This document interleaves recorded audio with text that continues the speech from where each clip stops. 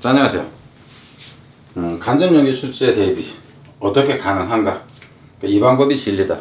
그럼 이렇게 얘기하면 좀 너무 강하죠. 그러니까 진리다라는 것이 맞는지는 모르겠어요. 근데 이 방법이 정확히 그 최고의 방법이다. 이것만큼은 확실합니다. 확실한데 그 일반적으로 현재까지 선생님들이 보면은 간접 연계 대비에는 소재 연계를 뭐 이제 소재별로 중요 핵심 소재별로 정리하는 거 말고는 방법이 없다라고 얘기를 하는데 그런 식으로는 절대 먹히지가 않습니다. 왜냐하면 좋은 소재들이나 이런 것들이 이미 과학 기출에서 다 나왔어요.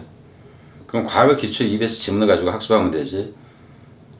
그렇잖아요, 그죠? 그러니까 준비해줄 자신들이 방법이 없는 거를 이제 자신들 강사 선생님들 자신들이 대책이 없다 보니까 대책이 없는 것처럼 얘기를 하는데 그건 아니다 하는 겁니다.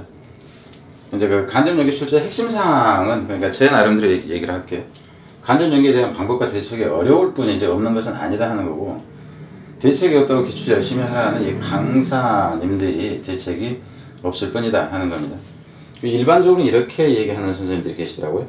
막연히 이제 그 동일한 이제 소재, 주제, 이제 이 유사성이 이제 그걸 강조하는데 그거 위주로 공부하라고 하는데 그거는 중요한 게 아니에요. 동일 원전이 중요합니다. 동일 원전의 내용이 우선시 되고요. 그리고 동일 원전에서도 특정한 딱 그 부분만 좋고 다른 부분이 안 좋은 부분이 있어요. 근데 소재가 너무 좋아. 그럴 경우에는 동일 원전이 아닌 다른 원전에서 유사한 내용으로 뽑아서 이제 만들 것이다 하는 겁니다. 그래서 소재 주제 참신성이라는 것이 차선이다 하는 것. 우선은 그 원전, 그 내용. 여기서 이제 주제 소재 참신성이라는 얘기는 다른 책에서 이제 그 소재를 주제를 이용할 것이다 하는 겁니다. 그럼 뒤에서 보여드릴게요. 간접 연계 출제 유형 및 정답도 적중시킬 수는 있습니다. 근데 그 가능성이 낮아요.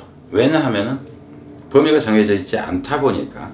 그리고 이제 적중을 위해서는 강사의 작업, 이제 강사와 사실 문제 출제하는 다른 경우가 90%는 다른 경우입니다. 여러분이 알고 있는 선생님들의 대부분의 그 작업은 다른 선생님들이 해요. 적중을 해서는 강사나 이제 강사뿐만 아니라 그러면 문제 제작자라고 합시다. 출제자, 저같이 그냥 문제 만드는 사람. 이런 사람들의 작업과 노력은 상상을 초월하게 이제 들어가야 된다 하는 거죠. 그래서 뒤에서 동일 원전 중심의 간접 연계 변형이라는 이 한 가지와 동일 원전이 아닌 상태의 소재나 주제 중심의 다른 원전 중심의 간접 연계 변형. 그러니까 다른 원전에서 뽑아내는 경우. 이 두 가지를 사례를 여기서 이제 뒤에서 보여드리겠다 하는 거죠. 간접 연계로 좋은 내용은 80 내지 100지면 이후에 제 계획을 얘기를 합니다. 간접 연계로 참 출제하기 좋다 하는 것이 제가 보니까는 소재가 괜찮다 하는 것이 한 책당 한 3, 40문제, 30문제 정도씩은 되는 것 같아요. 40문제라고 해야 될까요? 그럼 그거를 이제 80 내지 그래서 100지면 넣을 책 두 권 합해서 선정을 해가지고 지문을 골라가지고 그 문제를 만들어서 하반기에 출간을 할까 합니다. 근데 제가 작업을 해본 바 시간이 너무 많이 깨져요. 그러니까 지문 하나에 대한 소재가 괜찮다 해서 막 읽어봤을 때 EBS 책의 문제 변형시키기 위해서 읽어본 내용의 5배 정도를 5배에서 심지어는 10배를 읽어야 되지만 쓸만한 것이 골라지는 이런 경우들이 있더라 하는 겁니다. 그래서 그 형식은 이제 바로 여기서 바로 뒤에서 이제 설명을 해볼게요. 보여드릴게요. 그래서 책은 내고자 하는데 장담을 하기가 힘들어요. 어느 정도 문제를 내가 만들 수 있을 것인가 그 사이에. 그리고 이제 또 수능 완성까지 해야 되잖아요. 그러면은 뭐 150문제 정도가 되겠죠. 120문제 내지는 150문제가 될 텐데 제가 읽어야 되는 내용은 그러면은 문항수로 보자면은 5배에서 10배 정도가 되니까 뭐 한 1000문항에 해당하는 정도 지문을 봐야 되지 않나. 1000문항 정도만 봐도 괜찮은데 그 이상이 된다 하는 거죠. 동일 원전에서 이제 간접 연계를 하는 경우, 다른 원전에서 간접 연계하는 경우 어떻게 나누냐 하는 거죠. 그럼 참고로 이 얘기를 해줄게요. 이게 지금 PDF 파일입니다. PDF 파일인데 제가 가지고 있는 PDF 파일이에요. 그래서 간접 연계 대비를 위해서는 이런 원서들의 확보가 일단 우선시 된다. 이건 이미 가지고 있다는 얘기입니다. 그래서 좀 더 많아야 더 많은데 특정 부분만 제가 여러분한테 보여주기 위해서 캡처를 한 거고요. 제 컴퓨터 저장소에. 이제 이것들을 하나하나 읽으면서 변형 가치가 있는 것들만 골라내야 돼요. 이게 책 한 권이다 그러면 골라내야 된다 하는 겁니다. 이런저런 이유로 이런 작업 자체가 가능한 강사분들이 많지 않다는 것입니다. 역량이 부족할 수도 있고 시간이 도저히 허락하지 않을 수도 있고 뭐 이제 이렇습니다. 그래서 이제 문제는 심각하다 하는 거죠. 그럼 우선 이제 여기서 이렇다 치고요. 참고로 이 책에 대해서는 이 모든 EBS 교재 원전의 60% 이상은 올해 EBS 책 내용입니다. 이미 여기서 60% 이상이라고 해놨는데 사실상은 60% 이상이 아니라 70% 정도가 70% 정도는 이미 원문이 확보가 돼 있습니다. 저한테는.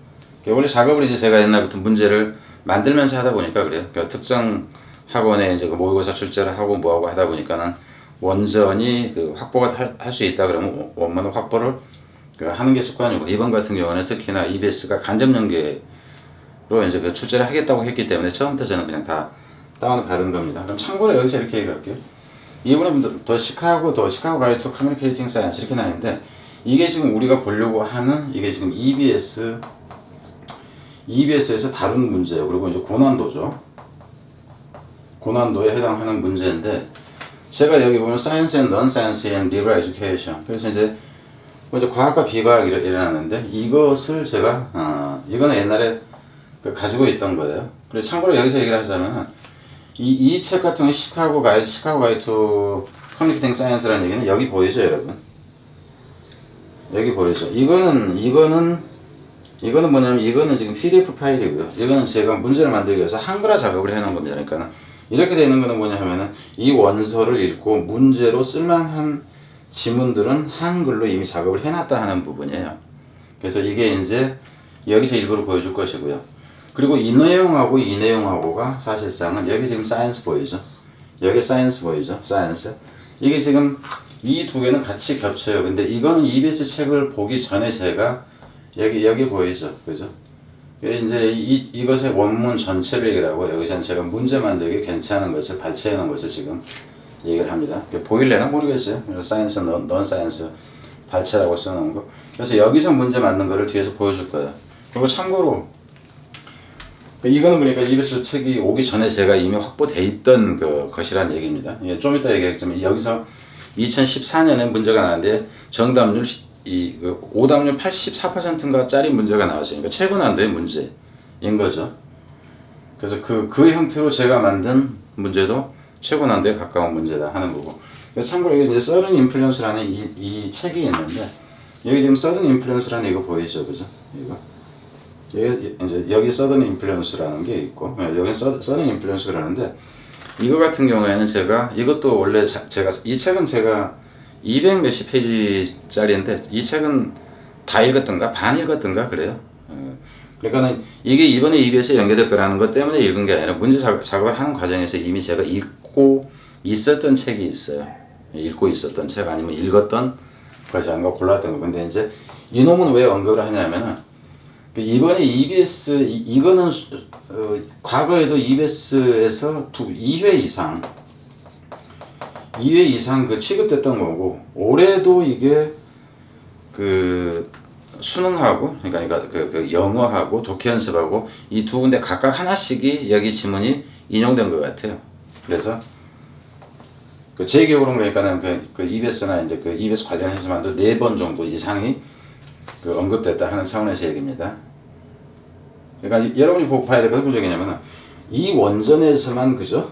다루는 방법이 있고 소재가 좋지가 않았을 경우에 소재는 좋은데 그랬으니 이 원전을 건너뛰어서 이 책에서 내는 방법 이걸 지금 제가 얘기를 하는 겁니다. 자 그럼 이제 뒤에 가보죠. 어떻게 가공되어야 간접 연계 출제로 이어지는가 하는 거죠. 그럼 이거는 이제 6번에 이게 좀 어려운 내용이었어요. 아니 어려운 내용인가? 이거 쉽지는 않은 내용이죠. 근데 참고로 이걸 여러분이 읽으면서 뭔가 이해를 못할 수가 있어. 이 내용 전체는 뭐냐면 과학 언어와 과학을 위한 언어를 얘기하는 거야. 과학 언어. 그러니까 일반적으로 우리가 언어 그럴 때 문학용으로 쓰는 거라든가 이걸 얘기하는데 여기서 과학의 적절한 언어 표현과 관련된 얘기입니다. 언어 표현과. 그래서 이거는 그냥 이제 원문제니까 그렇다 치고 그 책이 원래 이제 이 책에 시카고 가이드 투 커뮤니케이션 사이언스라고 해서 이 책인데 원문이 이렇게 돼 있어요. 원문이 이렇게 돼 있으면 위에서 내건 아래에서 내건 이럴 것이다 하는 겁니다. 그럼 저는 이제 변형을 일단 한 가지를 변형을 시켰습니다. 이 부분으로. 쉽지가 않습니다. 이것 자체도 쉽지가 않아요. 어려워요. 여러분이 그냥 이 상태로 놓고 한번 풀어보세요. 그러면은 선택지에 있는 이 단어 자체에서부터 여러분들은 그 작살이 납니다. 그냥 이거 직접 한번 풀어보시기 바랍니다. 이거 오답률 70% 넘을걸요. 그리고 이제 이거는 그냥 저기로 해놓은 거예요. 그러니까 이거를 보지 말고 풀어야죠. 풀려면은 이거 위에 거를 풀려면 저걸 푸세요. 또 뭐 순서 먼저 보고 나서 이제 안 상태에서 풀지 말고 직접 한번 테스트 한번 해보시기 바라고요. 풀었다 치고 이제 뒤로 이제 제가 가면은 그냥 순서로도 괜찮더라 하는 거예요. 그리고 한 지문이 하나로만 변형되는 게 아니에요. 하나로만 변형되는 게 아니다 하는 거죠. 그럼 여기서 이제 보면 위에서는 여기 봐보세요. 여기 지금 16페이지, 여기서는 13페이지에서 출제를 했다는 거고요. 그럼 이것도 다른 형태로 출제하는 게 가능해요. 근데 그건 강의가 아니고 이게 소화시키기가 힘들어요. 그래서 나중에는 제가 직접 책을 만들었을 때는 변형 포인트들을 표시를 별도로 하려고 해요. 문제는 문제대로 내고. 여기서 이제 16페이지에서 제가 이제 그 추출을 했다 하는 거고요.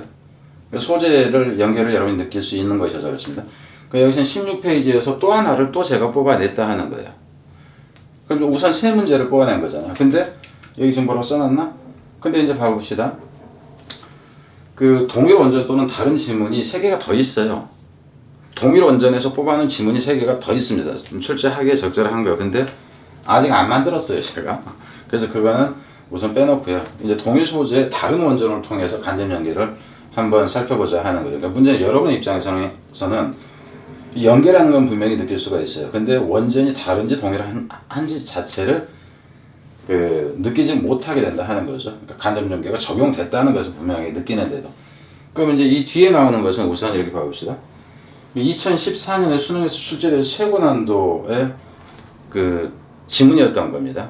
근데 거기하고 내용이 이제 같은 원전에 제가 뽑았다 하는 거예요. 참고로 그럼 이때 여기서 지금 바로 뒤에서 보여줄 내용은 뭐냐면 2014년 수능 기출인데 역대 최고 난이도 그래서 오답률이 84%였다 하는 겁니다. 그럼 그게 작살난 거죠.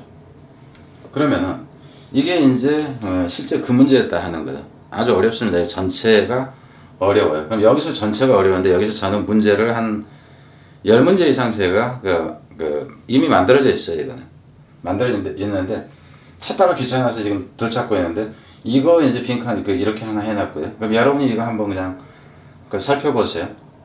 문제 이제 사례 1로 해놨죠.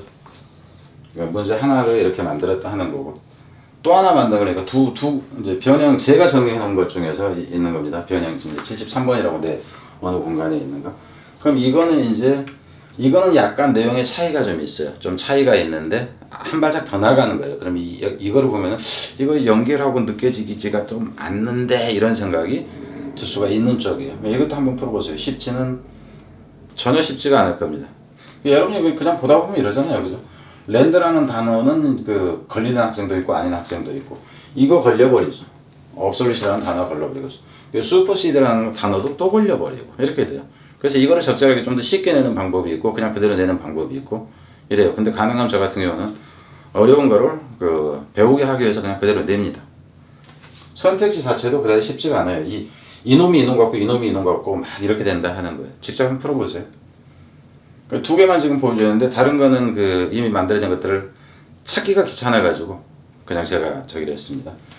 그래서 우선 여기서 만납시다 하는 거는 이제 앞에서 얘기했듯이 대치동 상하학원 고자능동 이룸공간에서 보자 하는 거예요. 그리고 수업은 이제 제가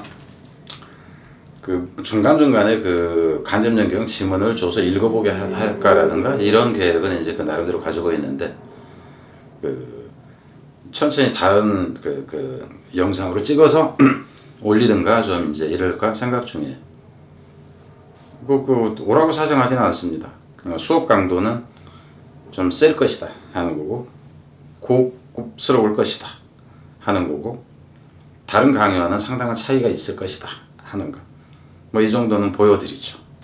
그리고 결과는 그렇게 나온다 하는 거. 그 결과가 나오는 거에 대해서는 여러분이 네이버 블로그에서 오길준 제가 지금 방치한 지가 한 10년 정도 거의 돼가는 그런 이제 네이버 블로그가 있는데 거기 가서 오길준 적중사례라든가 오길준 OK 지자랑 펼침 이 부분을 보면은 학생들이 어떤 결과를 얻었으며 어떤 반응을 보였는지 하는 것이 나와 있는데 아마 안 믿을 거예요. 무슨 광신도 집단 같다는 이런 생각을 하게 될 겁니다. 그게 광신도들이 아니라 자신들이 그 얻게 된 결과로 저한테 반응한 것이니까 뭐 속는 셈 치고 와서 보든가, 안 그러면 나는 못 믿겠다 그런다면 여러분 갈 길 가시면 됩니다.